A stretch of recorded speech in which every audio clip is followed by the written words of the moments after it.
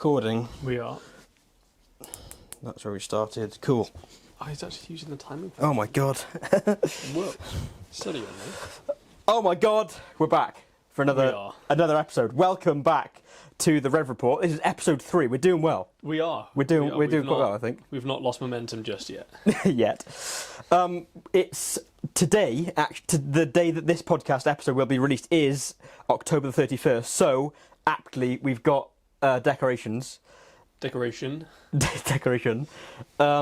we've also, speaking about decorations, we've also got 3 new pictures from our road trip, which we will be talking about in this episode, as promised in previous episodes. And if you haven't seen or listened to those previous episodes, then go back. What are you doing? There are only 2, but they are good ones. Go back and have a listen. But after you've fully finished listening to us ramble on today. I'm quite excited because we've got a lot to talk about. As I said, the road trip. But firstly, we've both been up to some exciting car-related stuff. Yeah. I think yours. Should we save the best till last? Because I think yours is probably more exciting. But so my brother has a Mark II Polo bread van, which is very, very cool. I mean, it's kind of like the. You know, you saw it, you've seen like it, haven't you? Little pickup it's like the thing. 80s version of a wagon, like Volkswagen's wagon. Did they make it wagons back that kind of shape? Probably. I don't know. The Mark know III, Volkswagens. The Mark III made a wagon. I don't know if they made. I think the bread van is that wagon version of that. So it's like generation. a little pickup, isn't it? But yeah, it's awesome. But what makes it even more awesome is that. It's got the engine from a Mark III Polo. It's a 16-valve dual overhead cam, 1. behemoth 1.4. I think you said a 1.9 turbo. That's in my other brother's Caddy. Oh, sorry, you're mixing up. I didn't know which brother you were talking about. So my other brother has just been come home from working on his old Mark I Caddy, which. We can probably do a bit of a deep dive on that in a future episode, maybe, because that's quite a cool project. That's kind of got a bit of backstory as well, because he's got another Caddy that's sat on the driveway. That anyway, story for another time. But I drove the Mark II Polo bread van the other day, and I know it's such a cliche, but it's like a go-kart. Well, it's so light, isn't it? Well, also, I mean, because it's been lowered, I don't know whether I'm a massive fan of lowering for the sake of... It looks quite cool, but you kind of... The handling usually suffers a bit then. But then, have you really got any handling to speak of in a 1980s Polo Mark II bread van? So there's not much to be lost there. No. But, like, it is... I don't know, it's weird, because you really know, even though you're only lowered by sort of, like, I don't know, what... 15 centimetres, 10 centimetres or something, you feel a lot lower. You feel like you're sat on the floor, like on the actual tarmac. But one thing that does not lack is theatre. It's really fun to drive. Overhead cam as well, so it's very free nippy. revving. Yeah, and because it's so light as well, it's Yeah. pretty quick, isn't it? Yeah, it's really good. Yes, so which leads us on to your car shenanigans. Potentially expensive. Well, what could have been expensive car shenanigans, but... my Porsche is going to be sent off to get a few bits resprayed, because the previous owners were obviously pretty bad at parking, so both front and rear bumpers suffered a bit there. So I knocked about 500 quid off the cost of the car when I bought it, which was, Are you going to say how much you... Did we say how much you bought it for in the last episode? Yeah, I think we did, yeah. Got a very good price for it anyway, and I knocked him down beyond that. What was it advertised for? 15.5, which again, I thought that was too good to be true at 15.5. Yeah. And then I knocked them down originally to about 14. Yeah. Just because I was being a bit cheeky and thought, why not? And then I was like, oh, and there's some issues with the bumpers. Love a good haggle. And they were like, they thought about it, and then they were like, yeah, go on then. I see where you're coming from. Which is a lot of car for the money. So by that maths with a bit rule, of man maths, knocking 500 quid off it is, well, and the rest you knocked kind of even more in the lead up anyway. So, but yeah, I contacted Porsche first just about the two bumpers. So what's the problem with the car in the first place? Just scratches and Just there's a basically crappy looking paint on the bumpers, really, where the previous owner was not very good at parking. So Porsche quoted just about £1,200 for two bumpers, which is ridiculous. It's insane. So the recurring Porsche tax that keeps cropping up. So then I was like, right, if I go somewhere else, then that's bound to be, about 60% of that, I'd imagine. Yeah. So the guy that I'm doing up a couple of classic cars with, I called the sprayer that he uses to paint his classics. So to recap, we did talk about this in a previous episode, but the car that you're doing at the moment with him is a Mercedes 250 SL Pagoda. Oh, it's going to be so cool when it's done. It's going to be so cool. So that's in to be painted in a little while. So I called up his sprayer anyway. Yeah. So and then I took it there and they quoted it all. So each bumper, instead of say Porsche was about 550 per bumper. Yeah. Give or take. They're only charging 250 per bumper. Bargain. Well, actually, that's what Porsche should be paying. Well, that's charging. You expect somewhere between £250 and £300 for a bumper. So I was like, right, it's right in it's a good price. So I'm now getting the two bumpers, so front and rear bumper. Decided to get the bonnet done as well while they're at it, and they're also going to touch up a few little imperfections here and there. So all in, be 800 quid. You really can't go wrong for considering Porsche wanted about 1,200, I think it was like 150 or something like that. So, but the thing is, knowing dealerships, I don't know, I don't really know Porsche as a dealership, but generally speaking, you'd probably take it in, and then they'd ring you up and go, "Oh, we found this, and it's going to be an extra £100, or it's going to be an extra this." These guys, they seem really, really good. They got really good reviews, and also I know that my friends used them as well for his Jag as well. So I think it was a no-brainer, and especially when he said it would be 250 per bumper, I almost bit his hand off. Yeah. So all of that for 800 quid. Yeah, it's not bad at all. Yeah. So that'll be done soon, and it'll finally. So we were talking about this in the week, weren't we? But generally, spray costs, because that, when you break it down into bumpers, that sounds really good. But then we were talking about spraying whole cars, and what did you say your friends spending on? So was quoted for the whole car. The Mercedes, when that's painted, it needs it obviously be painted all externally, but also internally in the engine bay everywhere. Yeah. So because it's being painted full bare metal respray. Because it's a full thing like that is costing about 10 grand. Yeah, see that? I mean, now that I've had a few days since we had the conversation, it's since I've had a few days to let it sink in.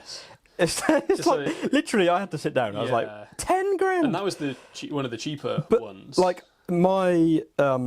My Beetle, I got someone local, a reputable place. They do really good stuff, but the owner of that place came to the house and looked at the car and said, right, if you want this to be fully resprayed, I don't think that included the interior, because there are some interior bits that I've put in that could do with not being taken out just for ease, and I knew that an exterior respray would be cheaper.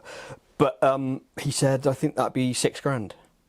And even then I was like, £6,000, that's a lot to spend. Well, considering the car's probably worth 2, maybe 3 at a push, it's just not viable. No. But then I don't reckon it'd be that hard to do it yourself. Any painters are going to be cursing you now. Probably. Saying how hard can it be? Yeah, but the thing is though, so that guy, he's painted a few, the Volkswagen bus, he painted that himself. Yeah. And there are bits he has to redo. I saw that Range Rover that he painted. It's got brush strokes on it. Well, yeah, the Land Rover we painted with rollers because it's an agricultural vehicle. Yeah. But this one he sprayed properly, but then where it's dried, a few drips have come down.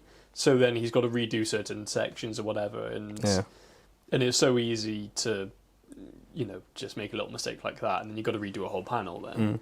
Whereas, if you could just give it to someone, they'll do a lovely job, because it depends on the paint too. Because if you use like a flat paint, it's cheaper, whereas if you go like metallic and this, that, and the other, that's when it all becomes a bit. I mean, although I know one of the painters so St Athan is just down the road that way, which is obviously where the Aston Martin DBXs are made, and I've got a mate who works in that factory spraying cars, and I suggested to him, surely it wouldn't be that difficult if I had. When I say I could do it, like, I think it wouldn't be too hard. Obviously, you'd need to buy like a proper spray booth, which is, you're looking at like probably a grand investment. Yeah, and then before also you started a spraying. proper spray gun too. Yeah, so if you get a cheaper one of those, it's going to look I don't really know how much all that would cost, but I can't imagine it. Like, surely surely like a grand, just over a grand. Half the lower end, I feel, because by the time you buy, I still feel like that's all the paint, the gun is probably £300 to £500. Yeah. And then once you obviously you need to pressurize that too, so like the gas, I'm assuming that goes along with that. Well, no, you get isn't it? Like compressed air tank. Yeah. But yeah, if you don't have an air compressor, you buy an air compressor. But they're not that expensive. Like, but even if they're all like £300, for the compressor, then £300 for the gun, in any still case, adds up. I still think you could still definitely do it cheaper than 6-10 grand.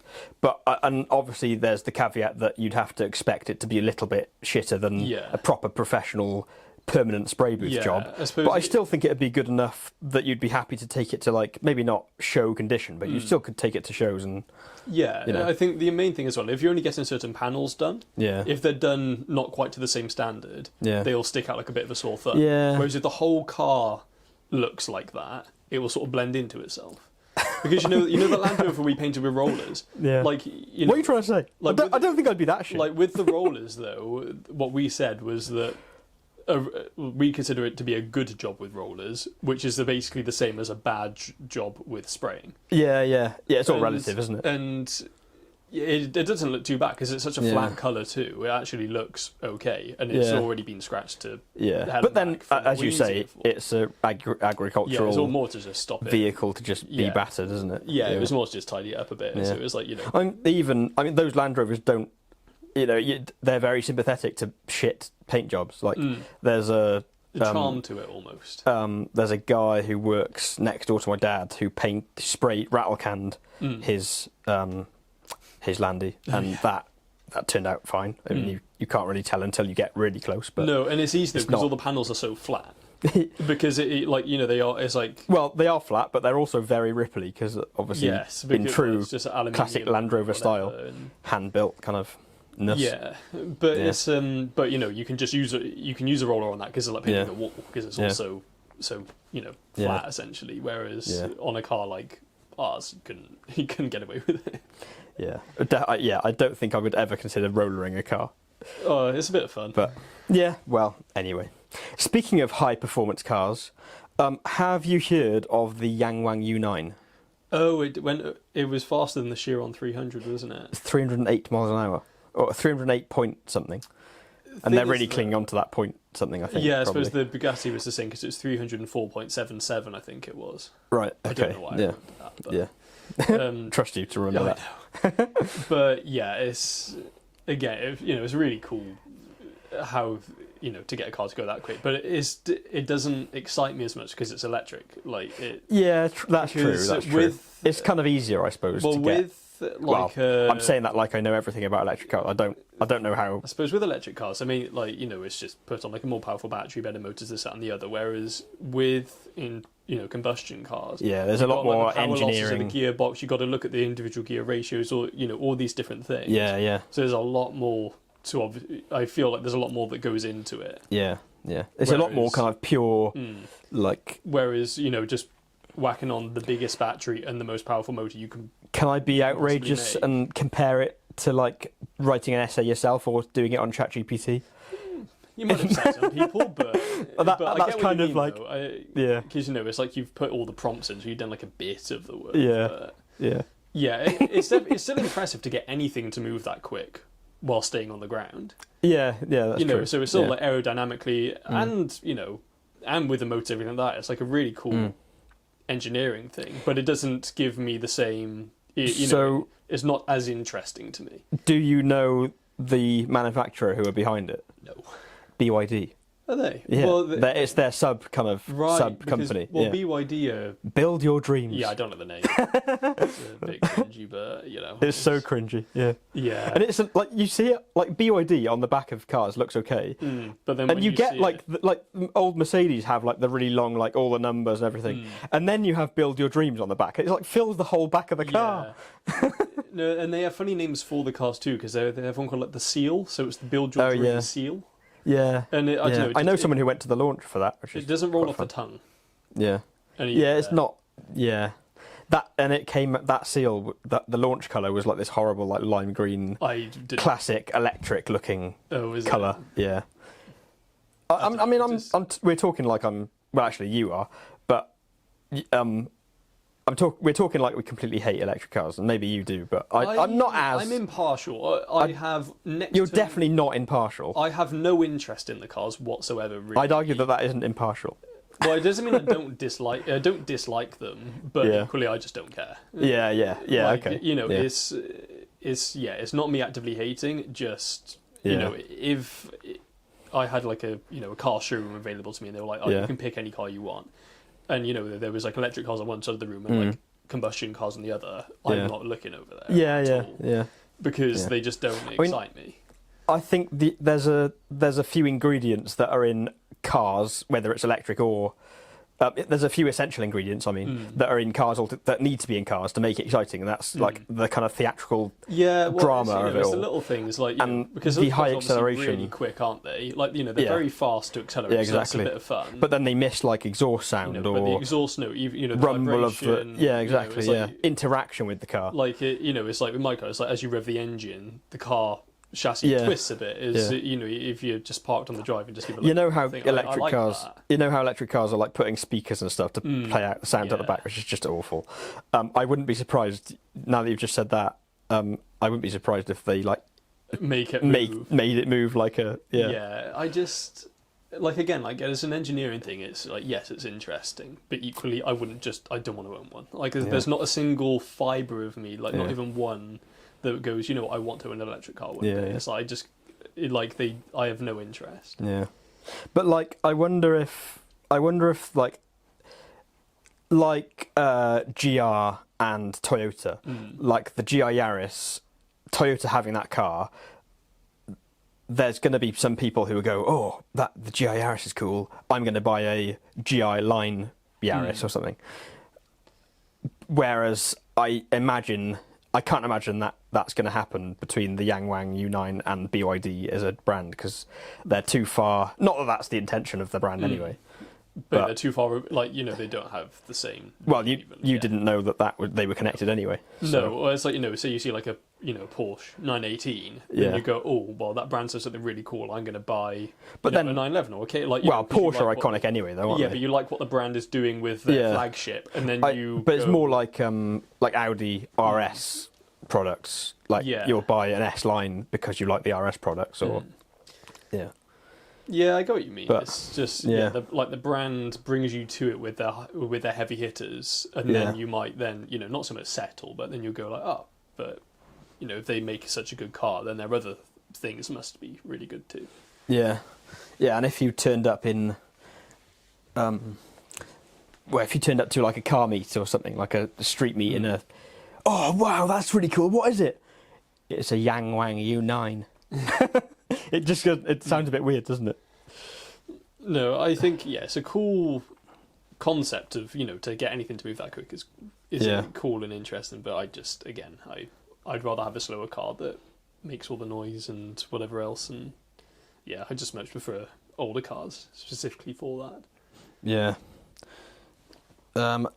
Now, on the topic of bringing car to car meets, see, I was trying to segue this then. I was bringing up car meets to try and segue into the next section. Okay. There's a film, this is a tenuous segue, actually, but there's a film that starts with a car meet, which is Fast and Furious, which I watched the other day. I haven't seen any of the Fast and Furious films.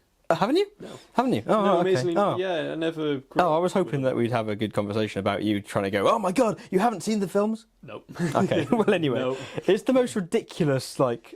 I know I've seen like one of the more recent ones. Right. And it was, it's they were jumping the Lycan Hypersport between buildings in Dubai, and which feels very far removed from what I know the first film was like with the street. Yeah. But they are like blockbusters now rather than car.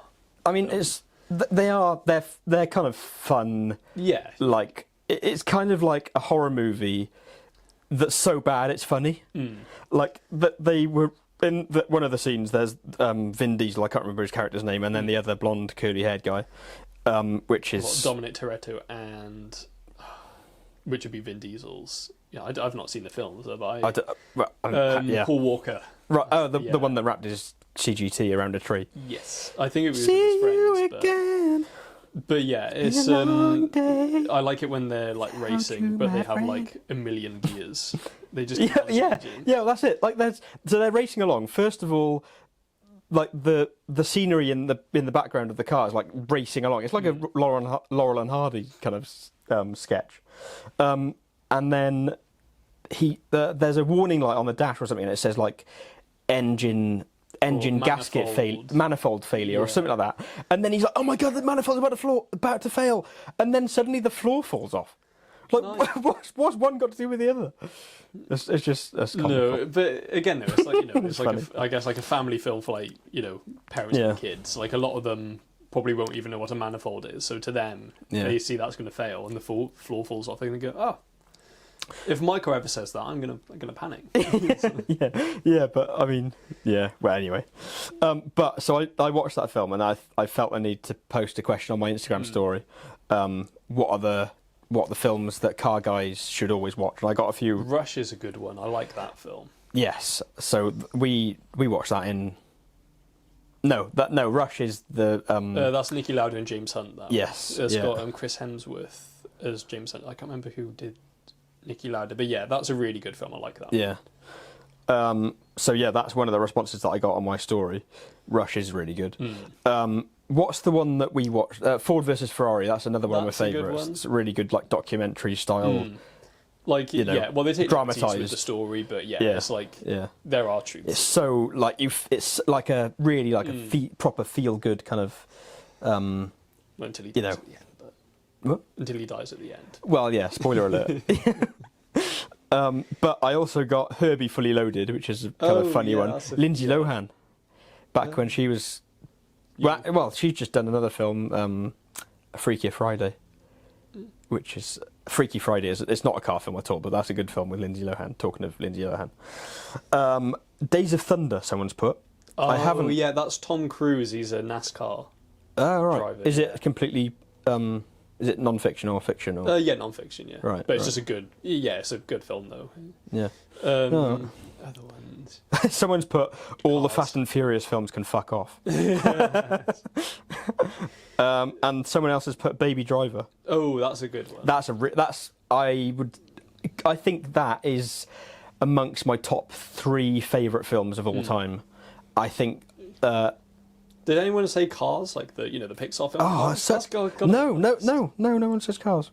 That's a really good film because that was the first film I ever saw at the cinema. That Rascal Flatts song. Yeah, Life is a highway. I listen to that song all the time. That's such a good driving song. It is. But no, that was the first film I ever saw at the cinema when I was a kid. Oh, so, I don't remember what the first film I saw in the cinema was. And I like Cars anyway, but they probably solidified it a bit. Yeah. But it was probably the same for a lot of people that are our age. Yeah. Well, talking of life as a highway, that leads us neatly onto our road trip and to the main topic of today's episode. We have nearly been half an hour talking about that. That's fine. Introducing that episode, but the road trip that we did about a year ago, about this time last year, just over a year ago. And I keep looking behind me because our new decorations, as I mentioned at the start of the episode, a selection of photos from that trip, aren't they? Yeah, and we'll get to them. We'll point them out as we go through. So I think the best way to do this is probably let me get up my Instagram highlights reel because I documented it all. Have you got any favourite bits of the road trip that we did? The first proper day there we spent on the Nürburgring. Yeah, that was very cool. So that was Yeah, in the street. Put the photo behind you. someone's looking a bit scared while I'm doing the driving.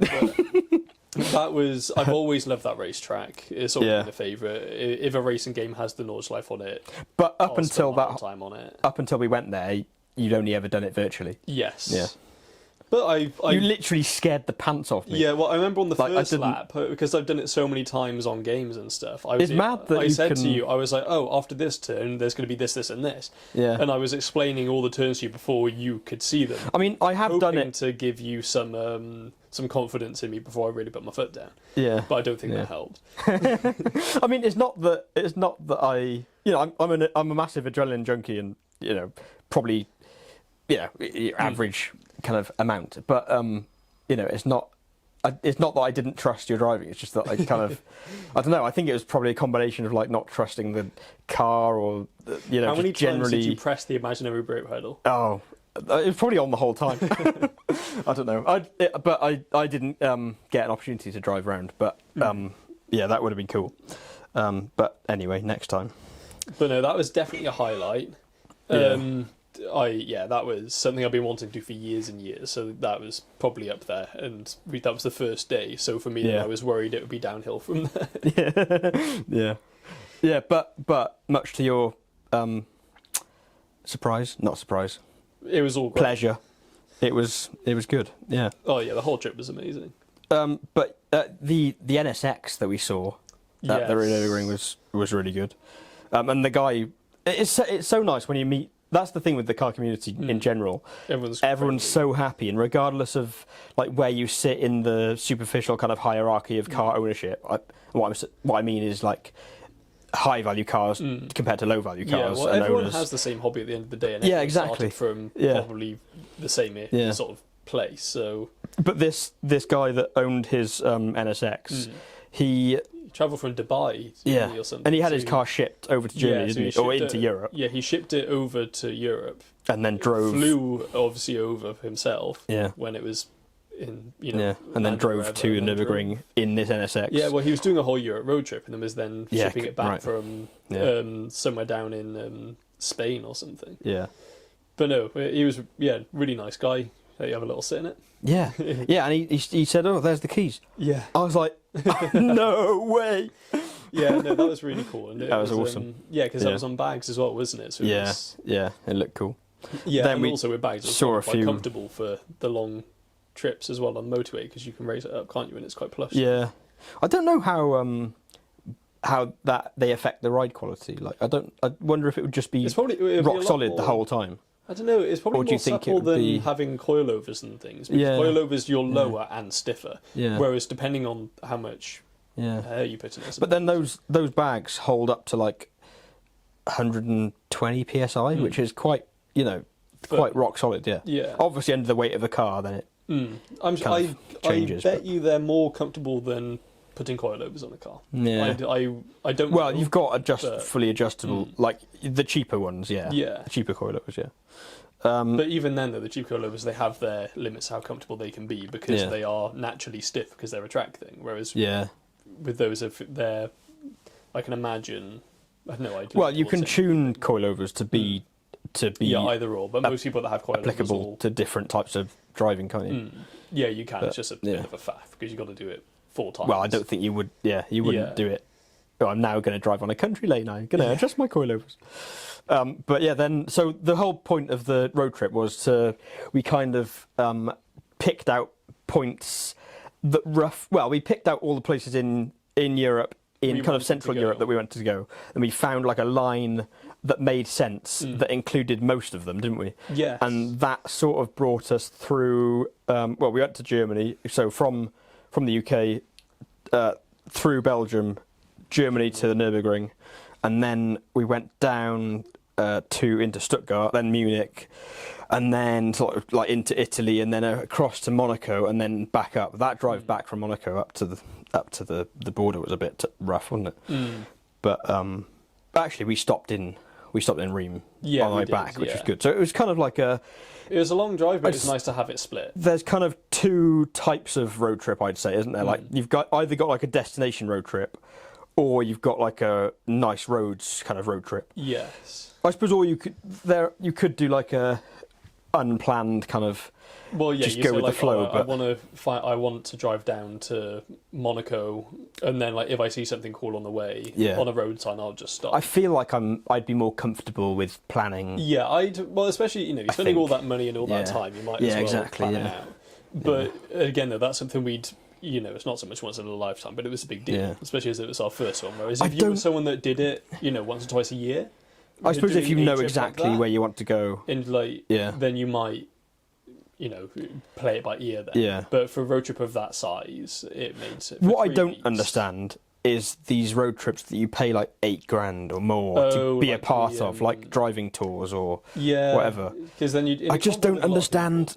I totally understand the business model, and it's a great idea because it's done to make quite a lot of money, I think. But I don't know why anyone would pay to go on a trip like that. I suppose you're going to meet lots of people in a similar financial position to you, so it's sort of like networking. I suppose it filters out the people who can't afford it, like me. Yeah, well, it's like if I was spending, say I had like this, like multi-million-pound business, whatever, and I have the money to spend $8,000 to do this trip. Yeah. You're going to meet other people in a similar situation to you. Yeah. And then you might meet someone with a similar business, so then you might, almost make money out of it with like another venture or people use it for networking too. Well, but surely that's not the main. That can't be the main focus. It's a good thing that would come out of it. I bet that it happens quite often. That you'll become. I feel like that's a very you response. But people do it. It's just I suppose so. But surely the main like focus would be I want to have fun. Yeah, because you're meeting meeting like-minded people that also have a ton of money, so you're going to get on with them personally and also might have a business thing out of it too. What I'm saying is, I just think you could do it yourself with your own group of friends. I mean, I think that probably, I'm being really cynical, but it tailors to people that haven't got many friends as well. Like, surely you just, if you had. It depends if the friends also want to do a road trip like that. I suppose so. Yeah, I suppose. Yeah, actually, not many of my other friends would do that. So it's not so much not to say they wouldn't have friends, but equally, I feel that not everyone's friends. A lot of my friends aren't into cars whatsoever. I mean, the long and short of it is, I'm a bit jealous that I can't afford to go on a trip like that. Actually, see, I wouldn't though. I'd rather spend. You could spend say $8,000 is about the right price for like a week's holiday. Like a arranged drive-in tour holiday. Obviously, that includes like food and hotels and stuff like that. So you can imagine why it hikes up the price.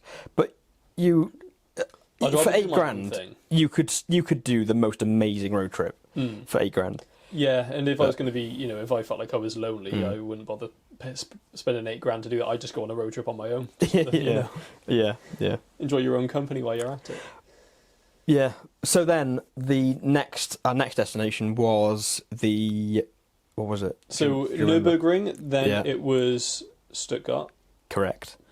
I'm testing you now. See, testing your memory testing now. my bad memory. So Stuttgart, that was amazing. We did the Porsche Museum. What was your favourite car from the Porsche Museum? We're going to have to run through these a bit quickly now because we're going towards our time limit. But yeah. Favourite one? See, I love the 917. I love the 917. Either that or the 904. Yeah. I love those old races. Yeah, very motorsport oriented. Yeah, that would be my favourites. How about you?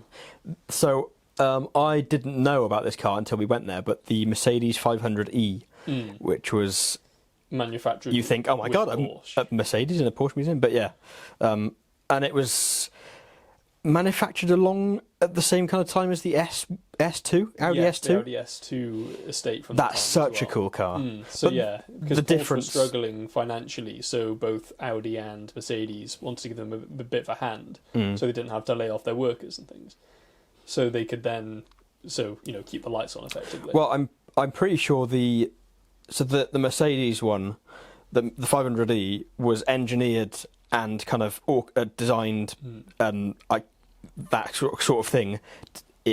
That sort of thinged by Porsche, and then Mercedes were going to take it and then build it themselves, but then they couldn't physically fit the new wider shaped body on their production line, so they went back to Porsche. hello, can you build Can it you for make us, it for please, us?" on your production line? They're like, yeah, sure. That's sneaky otherwise. So yeah, but yeah, that was fun. Managed to get a photo underneath the thing, despite being told off and told to move. But Oh yeah. we got over that. That's fine. But then where do we go next? After that was Munich. Oh God, the most mental night out ever. Yes, I don't know whether you'll be able to before the night see. out, we went to the motor world, didn't we? Oh yeah. So we went to. No, was that? Did we? Do I that can't night out remember. Before, and then I we can't were remember feeling which a bit way round it self-aware was. before the motor world. It could have Because been. I was really hungry that morning, Yeah. and I was. Yeah, maybe that was it. What's yeah. it's called? We stayed in the not stayed, but we went to the Amaron, which is the name of the hotel bit in Motorworld. Amaron yeah. something or other. But yeah, we stayed. Because it was megabucks to stay in that. Yeah, in it just Motorworld. wasn't worth it to. So we stayed somewhere really nearby, and then Drove in. But yeah, drove on the in in night the before morning. Munich Motor World, we went out for dinner. Oh my then God. we were like, most we'll mental go and night have out a ever. look at, online, see what Yeah. bars are around. And we found this one. It looked quite Bavarian, and it was Yeah. like in this old vault of an old bank or something. Yeah. And yeah, the locals thought that we were Scottish because of my name. Yeah. And Yeah.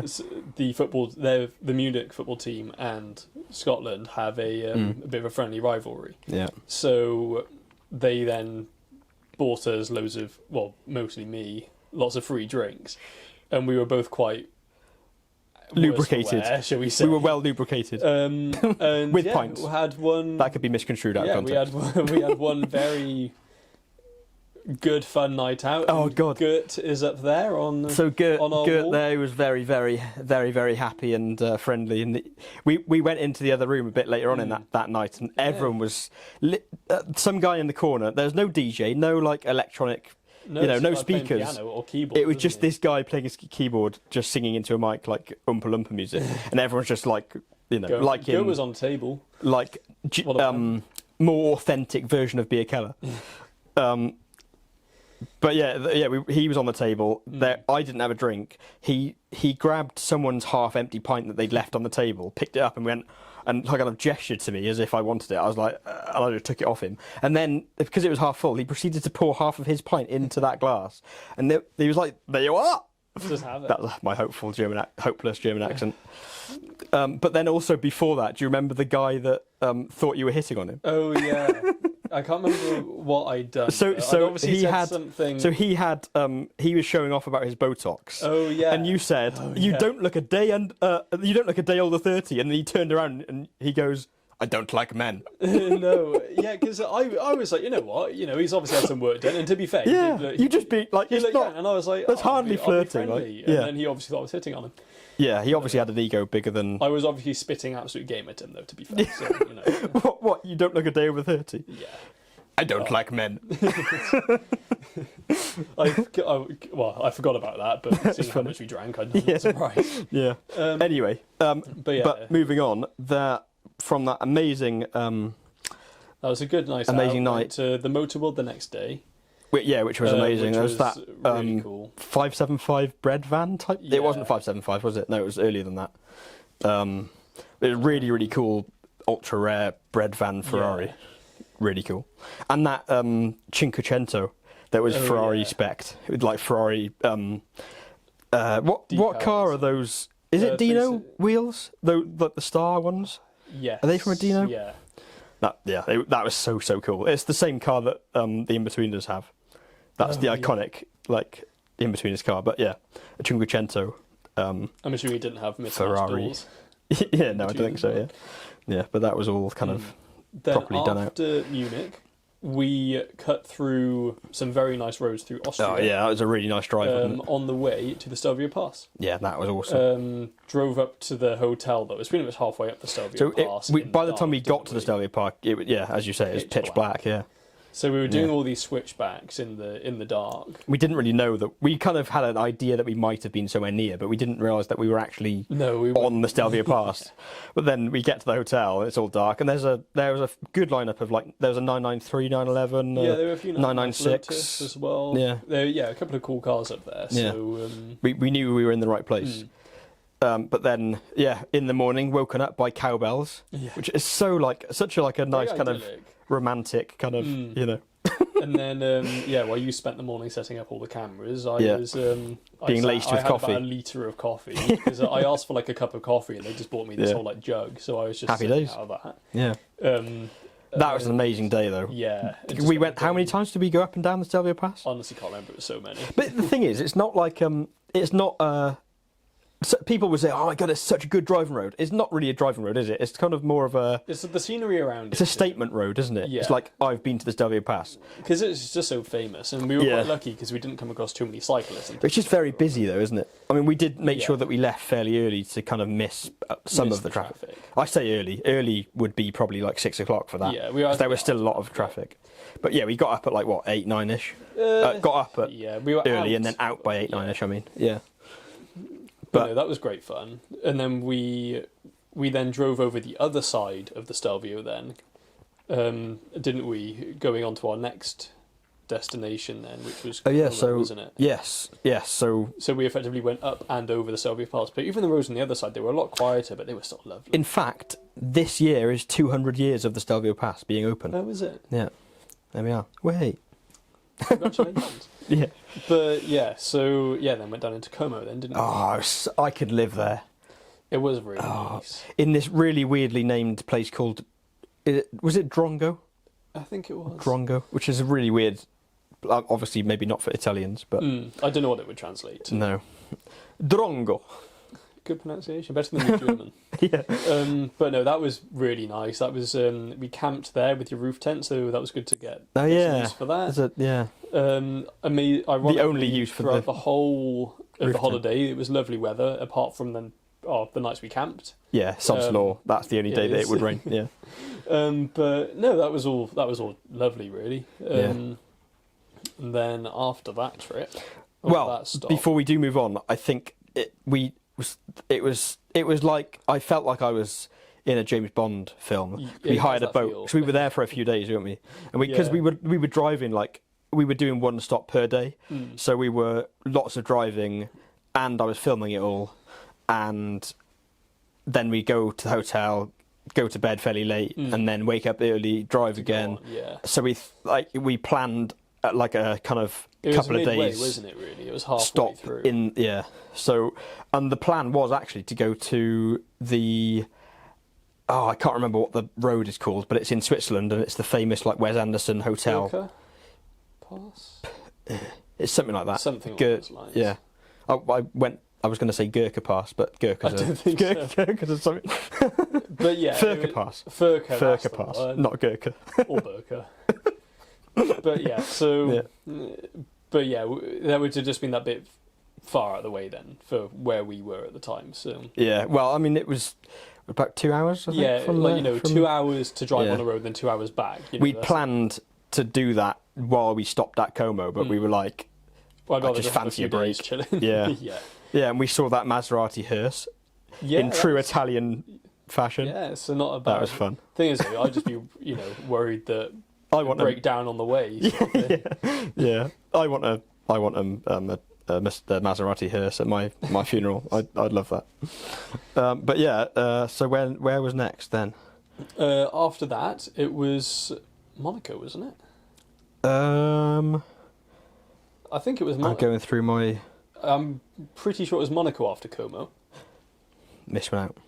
Venice. Venice. You missed out loads actually, because we did the whole of that like through Italy, didn't we? Modena, and then Oh God, yeah. yeah. So stopped in. It was Venice then, Modena. I've just realised I said that I felt like James Bond, and I haven't even talked about why. It's because we hired a boat on Lake Como, and that it was amazing, wasn't it? And It there's was good fun. these frames. We've got 5 photos printed out, and one of them, which will probably go up next week, maybe if you let me, of you like doing the Titanic kind of pose at the front of the boat. It was quite fun. Yeah, because you asked me yeah, to it's- pose, and I was like, I'm going to take the piss now. I asked you to pose. Well, yeah, Did you I? were like, oh, I'm going to take a picture, and I was like, oh, I'm going to I see, do okay. something like a bit funny. Okay. Well, anyway. And I was like, ironic, and then now it's. But moving on from classic, perfect segue again. from boats in Lake Como to boats in Venice, which was our next destination. Now, you might think that Venice isn't a very good road trip destination, but we were kind of in that area of the world, so we thought, why not stop in there? You can drive onto the Venice bit, but you park immediately as soon as you get onto the little islandy bit. Unfortunately, I did get you got a little ding, didn't you? Little hit and run. 'Cause I parked on the corner of a parking bit, and obviously a car's driven around the edge and nipped my bumper, which is really annoying. But but that was fun, getting on a taxi. Yeah, water taxis. In a boat. Yeah. I remember in not much car things happened in Venice. Yeah, just lots of. I remember I ordered the drinks. The first thing we did, we put our suitcases down in our really awful, crumbling apartment. Yeah. And then went out for a drink. Went out for a drink, and I asked for 2 400ml things, because that's what it was listed on the menu. So I thought, right, you're going to understand 400ml if it's written on the menu more than a pint. So because I said 4, she then proceeded to pour me 4 pints, and then we had to. I mean, 4 pints isn't that much of a problem, is it? Well, 400ml isn't even a pint anyway. Well, no. So it's, but she did four pints, which was. I don't know why the 400ml was on the thing. The menu, well, they always do that. It's the same when we went to Iceland. They never do a full pint. It's always that bit smaller for some reason. Oh, I didn't even know that I was being ripped off. Yeah. So, but yeah, I remember we had 4, didn't we? Yeah. But no, that was fun. A little treat. Food was good. Coffee was good. It was. We had a watermelon on the last day. That was just nice. I've never kind of been to a restaurant before and just ordered a watermelon. Yeah, but it was like £7 or something for this. It was ridiculous. Like an eighth of a watermelon, which was a bit much. We did see REV Aquarama, I think, is what it was. I'd love to have a REV boat. It would be amazing, but pipe dream anyway. Yeah. Maybe I get the Alfa Romeo. Maybe I get the Fiat 500 Abarth Rivale, 595 Rivale, which is like a collaboration between just like Abarth a slightly different and interior with a few. REV. Yeah. It's such a gimmick, but I'm a sucker for a gimmick like that. So, but then after that we went to Modena. Didn't we? Because obviously that's the Ferrari 360 Modena is obviously named after there, because that's where Enzo Ferrari was born. Yes. But that was was really good. Then we enjoyed the Ferrari museums. Museo Enzo Ferrari. And then there was just the Ferrari museum, then wasn't there? There was, because there were 2. One is like the history of Enzo. We did one on one day and one on the next day, didn't we? No, they're both on the same day. Did we? We had the joint ticket. Oh, so yeah. Both. Yeah. Oh, yeah. And you got in as my younger brother, yeah. Younger brother? Because we got that. Oh, my God, I forgot about that. So I was like 12 quid instead of like 40 or something. Oh, my God. Yeah, so I paid full price because I look about 50, apparently. And then I look about 15. And, younger brother Johnson over there looks about 12, so... But we split the price down the middle, didn't we? Yeah. I said, because it would have been me that had to ask for it in the kind of that kind of dynamic. Let you pay 50 and me 12. That was the deal. Like, if I'm going to ask, you have to. Yeah. Yeah. Well, I was like, we'll do like just 50-50 over the whole price, and it was in that in the Museo Enzo Ferrari. Museo Enzo Ferrari. I think that's pretty good pronunciation. Yeah. There was a SP3 that was spec'd by Charles Leclerc, wasn't there? Which was pretty cool. Do you remember that black, completely blacked out SP3 that was in the middle of the showroom? Cool. Then they also had the 812 Competizione, which was all the design with the drawings on the side. I've seen that car all over Instagram and stuff. I just thought it was so cool ever since I laid my eyes on it. And then that's the first car you see when you walk in there, and I was like, oh my God, it's that car that I've seen. And I love that colour as well. Yellow is a bit of a garish colour, but when you I just love all the classics again. I saw like the 250 SWB, and it was in that almost like British Racing green. Yeah. But you can tell it had a life because it had some damage on a few of the body panels. Yeah. And the others. So you could tell it had been like properly used. Yeah. And I thought that was really cool. Yeah. It was pretty cool. Then after Modena, that was then Monaco, wasn't it? Then. Well, I need to squeeze in the fact that I got a photo of my car outside the Ferrari factory. That was fun. I forgot that. But there's so many things online that are, of people saying like, oh no, they move you on so quickly. And I mean, it was pissing down with rain, so maybe that's why no one moved me on. But I parked there and I I had loads of time to kind of take a photo of my car. I can't remember what day it was on. Maybe we were there on the right day. I don't know.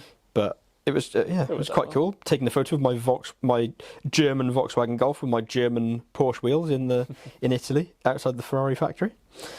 But yeah, and then Monaco.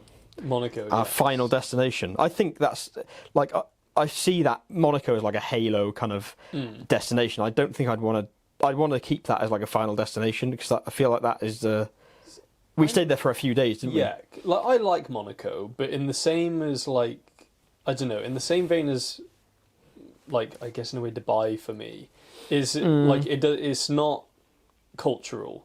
Like it's very much like flashy. Yeah. Like you know, it is where the wealthy stay, but it doesn't give it like an authentic feel there. Whenever I'm walking around Monaco, I need heavy boots on to keep my feet on the ground. If you know what I mean, because otherwise I'd go home and be like, right, I'm gonna buy a Veyron. I'm moving. No, I like it for what it is, but yeah, I couldn't stay for too long because I'd run out of stuff to do.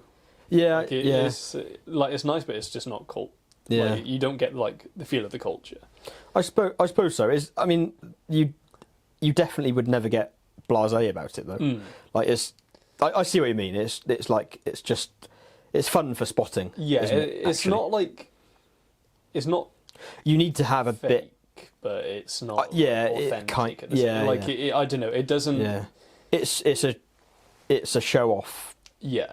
It's like But I liked it for what it. I like it for what it is. Yeah, knowing that it was awesome. Knowing that seeing is all the cars go by. Well, R8 XGT.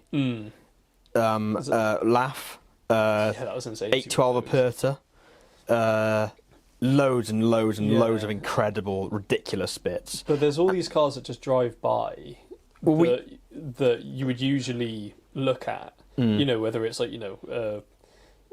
like even like a standard R8, for example, one of those would drive by, and then you go, "Oh, that's cool." Yeah, like in Monaco, you're like, "Oh, it's a normal car." Yeah. Whereas in London, almost. Probably not London anymore, actually, but yeah. So like, halo cars to us become normal cars when you. Almost. Yeah, I suppose having said that, it would be tricky to become blasé. That's exactly what you do become with the slightly lesser echelon. Yeah, they're supercars. Still supercars. Like they're still insane. Yeah, I turn my head at them here. Yeah. Like a 458 goes past, and you're like, oh, 458. Yeah, and but here, like you'd go, oh my god. Oh my god. Yeah, it's funny how you. Yeah, it's relative, but you adapt really quickly, don't you? Yeah, you do. But we didn't see it the time that we were there, but the time before that, I went with my family, and we saw. Well, we actually went for a holiday in Marseille, and I convinced the rest of my family that we should go to Monaco because I was like, we need to go to Monaco, and my dad was like, fine, go on, and that was my first time going to Monaco, I think. But what a first time it was because we saw a Daytona SP2, and it was like, like great, yeah. But it was. I looked at the number plate, and it was. There was evidence of it on Instagram, and it was registered in Mayfair. Oh. So they'd obviously shipped it out, or they can't have driven it. They must have shipped it out. Yeah. And that's driving cool, around Monaco. Yeah, parked outside the Casino de Paris. Oh yeah. Hotel cool, de Paris.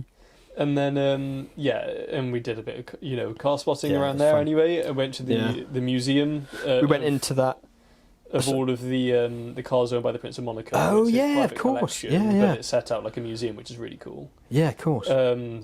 Which you're walking around it, seeing all these cars, and then you just would suddenly realise, these are all just owned by one guy. Yeah, which is crazy. I remember going into that. So we set ourselves a bit of a challenge, didn't we?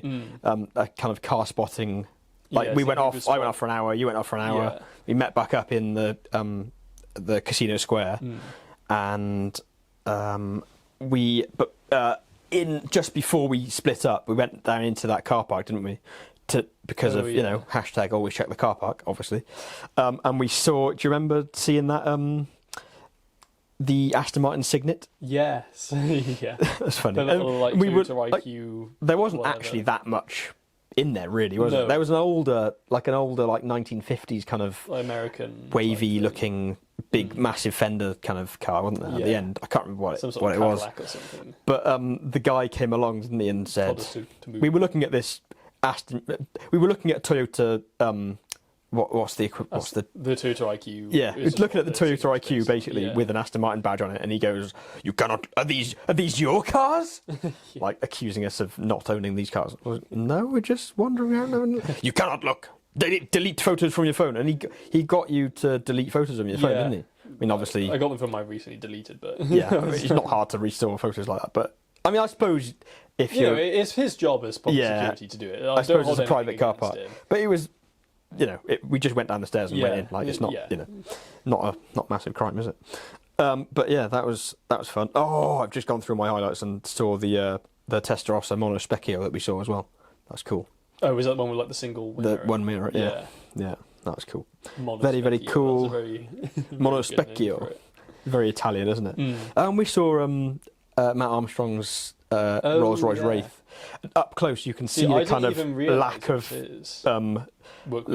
well, I don't want to say lack of workmanship, but like lack of finesse in like putting panels back together, because there were like gaps where plastic trim wasn't clipped in properly and stuff like that. But that was really cool. It was in a lineup of like Hurricane rear-wheel drive, a load of lineup of all sorts of interesting bits. Yeah, I remember seeing that. And I took a photo to show you. And then you were like, "Oh, that's Matt Armstrong." Oh, because we met up then by that time. And then we went around, didn't we? His. And then I was making a fuss I was like, "But this is Matt Armstrong," talking like an idiot into my camera. And then who should pop his head up from the balcony of the Fairmont Hotel? But Matt Armstrong himself. And yeah, so I was, said hello, and then that was that. But yeah, what an iconic corner to spot it on the Fairmont Bend. Oh. The famous where the Ami fell over. Yeah, that's what I was going to say. Yeah, yeah. But yeah, so obviously I mentioned that our road trip was more of like a destination road trip. However, do you remember that road that we found that was just above Monaco? So obviously we're not minted, so we didn't stay in Monaco. But it's not hard to not stay in Monaco, because it's literally, we stayed 2-minute drive up the hill. Yeah, practically. Yeah, because Monaco is such a small area anyway. It probably would have been 10 seconds as the crow flied, but it took maybe 2-3 minutes because of all the switchbacks to get up the hill. Cause it's like kind of in like this valley going down to the sea, isn't it? It's very kind of mountainy. Well, you're below the Alps, aren't you, by there? But we found this really nice road, because we were sat in the roof terrace of a cafe having some dinner the night before, and we could hear this, like, it must have been like an SVJ, V12, it sounded like a really extreme V12. Yeah, whether it was Ferrari or Lambo, I couldn't tell you, but like it sounded a very loud amazing. anyway. But it was coming in that direction, a direction that we kind of headed for the next day, and we found the road, which is the M2564, or the Avenue des Diables Bleus. Nice. Ave des Diables Bleus. Which is it was a really, really, really awesome. I can't exaggerate how awesome that road was. It was really good, because you've got the view of Monaco down to your left. You've got these like massive cliff faces that the sound of the car is bouncing off to your right. The whole like cinematic, theatrical experience of that road was so good. And you've got like all these windy roads.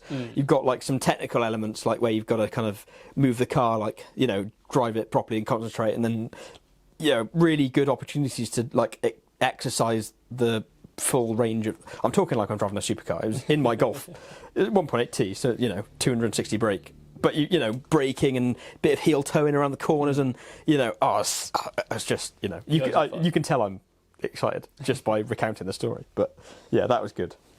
But yeah, that's kind of as I said, our end destination was Monaco. And then no, it wasn't. Well, the end destination before we turned back was Monaco. Then on the way home, we had one stop. Turn back as in going home. Yeah.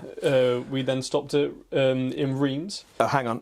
Let me exercise my flawless pronunciation. Oh yeah, you're really good with the French ones. Reims. There we are. But I don't know if that's that right. picture is there. A central picture, yeah. So there's Greta, my Mark IV Golf that drove us round the whole road trip. That was good. So just about survived the trip, I think. Yeah. But yeah, so that was a really good final destination to see see that historical. Yeah. I think an epic car to do the trip in as well. It was classic good. road trip car. You've got sporty-ish power, rally lights, CB rally lights, because it'd be nice if they were plugged in, but yeah. You need rally lights. And then obviously the Porsche wheels as well, which complete the whole look of the car. And then obviously that iconic photo with you peering out the top. Yeah, as I well. didn't even know I was in that picture until earlier on when you pointed it out. But for audio listeners, we're pointing at one of the photos that I put on the wall. The back of our studio, in inverted commas. Yeah. That's what we're dubbing this now, the studio. It's our studio. Summer house. On the topic of Halloween, as I mentioned, this is Halloween scary day. Episode. I thought instead of doing our regular car listing of the week, We've gone for scary cars. scary car listing of the week. Which could mean anything, can't it? It could mean it's scary to own in case something goes wrong. Or scary French. Look scary. Or, look menacing. Or scary, like... Well, it'd be interesting to see how we've each interpreted this this challenge. So, do you want to kick things off? What have you gone for? My first car is a Rolls-Royce Silver Shadow. You know what? I think there's actually quite a big appeal in my really weird, quirky car enthusiast brain. I'd love to have one of those. They're quite cool, but this one is £3,000. Oh dear. So the scary thing about this will be the maintenance costs. Yeah. Because everything will go wrong. I was gonna There's a lot of hydraulics in it as well. Normally, you'd have to budget half the value of the car for maintenance on bad cars. But since that's only £3,000, you'd have to budget five times that? easy, Yeah. Probably more. Yeah. So the scary bit about that is the God. potential for maintenance. What engine's in that? I think it was a massive 6.8 litre V8.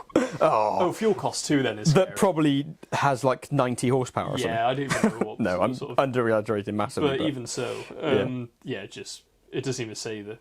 Under performance, it says 8 cylinders, and that's it. 8 cylinders of performance. Yeah. 16 valves. But no, that's it. But that's my first scary one. So, my first scary one, I've gone a similar price. Okay. I've gone for BMW 530D, but this is the E60. I can't remember what the model code is. Something that it's the the classic drug dealer type car. 2006 BMW 5 Series. This one that I found on Auto Trader. Sure. Definitely, yeah. Owned by one careful owner, and then it was robbed. Yeah. For the next 5 owners. This one has got. Guess how many miles it's got? Ooh, about 200k, I don't know. 283,000 miles. God. Okay, those maintenance costs are going to be pretty high as well. Oh my god. I mean, the minute... the reliability, if you got one that's only done 100k, you'd be like, I've got another 180,000 miles out of it. Probably got a Toyota engine in it, though. No, but, I mean, you slap BMW on the V5, and you think, right, shit, it's going to cost me a lot to maintain. And then you look at the mileage, 283, and it's like, oh dear. Yeah, for all the oil that will burn as well, that's a lot of money. But also, the reason I've picked it is for the scary element, is because, that famous Jeremy Clarkson, the quote that's always dubbed over Instagram reels. Once that's parked outside, yeah, exactly. Yeah. Once that's parked outside your house, you think, my drugs have arrived. Yeah. But yeah, okay. Go for your next. What's your next one then? Is just scary because of the people that might potentially own it. It's for the audio listeners. It is a Fiat Ducato white. Basically, it's just a motorhome that looks really, Let's have a look. ratty and. Oh, proper if you saw Breaking Bad style. If you saw that parked on your street for a few days, crack van, you'd think they were waiting for someone, sort of thing. Yeah, something's going down. Yeah, and it just looks awful inside and out. And yeah, it just looks like a little crack done on wheels. So I think that was installed. That is pretty scary. I think that probably is more scary. If you saw that parked outside of school, you wouldn't be happy about it, sort of thing. Oh god, yeah. You want to hold on to your kids extra tight. Oh my god, everyone's. Yeah, Christ. So, I think you've probably. I don't think I can top the scariness of that, but I've gone for another brand that's automatically scary as soon as you say it. Maserati. Oh. It's the Maserati Biturbo. Until I researched this segment. Unreliable, aren't they? Well, yeah. So I didn't realise that I didn't really acknowledge them before now. But how cool does that bonnet look with those knacker ducts on the front? Oh yeah, it's awesome because it's so cool. Twin turbo. Yeah, bi-turbo. Yeah, Yeah. called. It's in the name. Yeah, yeah, Maserati bi-turbo. Left-hand drive. I don't know if they did them. I don't know if there's a reason for that. It's in the UK. It's 2-litre petrol, manual, 60,000 miles. Probably because it can't do any more than that. No, that's probably about 1,000 miles every time something breaks on it. I mean, it's 24 valve twin turbo, 4-door GT Sport sedan, combining luxury power and timeless Italian design. It looks quite cool. On paper, it sounds awesome. Yeah, but I mean, in reality, you know for a fact that every time you get a nice weekend where you can drive it, it's not going to work. Yeah. Or it will work for 10 minutes and then it will throw it all back in your face. But imagine having a car. Well, guess how much this is? Ooh, 8 grand. I was going to say 10. I reckon 8. £5,000. But that's a lot of money for something like a big paperweight. You would, yeah, it's essentially a paperweight, yeah. But how, like, bang for buck? I suppose actually bang being the operative word because that's the only sound that it would make, isn't it? And everything else going on it probably. But that's the kind of stupid decision that I would make. I would go. You'd buy it if you saw it going quite cheap in an auction while you were probably a few beers deep. Yeah. You go, oh, this is awesome. It's classic drunk purchase. Yeah. You go, oh, buy turbo. Yeah. Like really cool, like nippy thing, whatever. Yeah. And then you don't it, and then it would be absolutely awful. Yeah. Well, I mean, I kind of think that probably sums up. Well, that Maserati bi-turbo and the Rolls-Royce Silver Shadow probably sums up my car taste. It does. In two cars. Yeah, cheap, unreliable, very expensive to maintain. But I've never had such an interesting such a positive conversation with someone at a car meet before. I mentioned that I'd been looking at Renault Avantimes. Oh yeah. And the response from this other guy that I got, he was like, "Oh, they're so yeah, I was looking at those as well." And I was like, "Oh my god, another Avantime person." But all like the 5. So I like them. I don't go crazy about them like you do, but I think they're like they're so cool. They're weird. So cool. They're like they're cool. They're weird cool. Yeah. But I think that's probably all we've got time for. Thank you again for tuning in to this week's episode of the REV Report. I'm not sure if I've mentioned already, but we have decided it will be a bi-weekly. Fortnightly. What does bi-weekly mean? 2 per? Yeah. Does it? Or does that not mean doing it every other week? Okay. Anyway, it works out. Fortnightly, bi-weekly. It's all bi-weekly sounds more automotive anyway. Bi-turbo, bi-weekly. Yeah. Anyway, this podcast will be a bi-weekly feature. After this first 5 episodes will go live, we'll kind of assess the response, and then hopefully carry on doing it probably after Christmas now. But yeah, if you want to carry on listening, don't forget to subscribe to the YouTube channel, Break It Till You Make It. Don't forget to follow or subscribe or like or download or whatever you do on all the other podcast players. You can also follow my TikTok account, which is Break It Till You Make It, with underscores between each word. And that's the same for Instagram, where there'll be lots of short form clips of us nattering along. Lovely stuff. So you can see all of our automotive fumbly shenanigans. But I think that's it for this week. Any closing words? No, not really. Yeah, nice. I'm hungry now. I want to go and get some food. Yeah, that's what I'm thinking. I'm glad that these lights have worked because it's very dark outside and we haven't actually filmed the podcast in the dark yet. But it's a good test. Yeah, good works. Halloween too. Scary. Ooh. But yeah, it's been a pleasure as always. Oh, sorry, that was awful. It's time for some dinner. Yeah. And we'll see you 2 weeks time. Catch you in a bit.